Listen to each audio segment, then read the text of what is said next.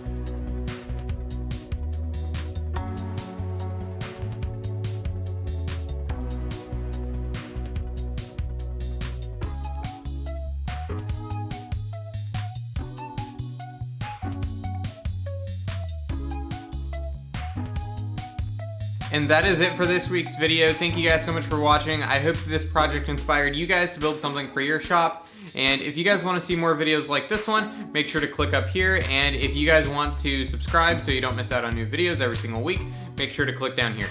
Thank you guys so much for watching, and I will see you guys in next week's video.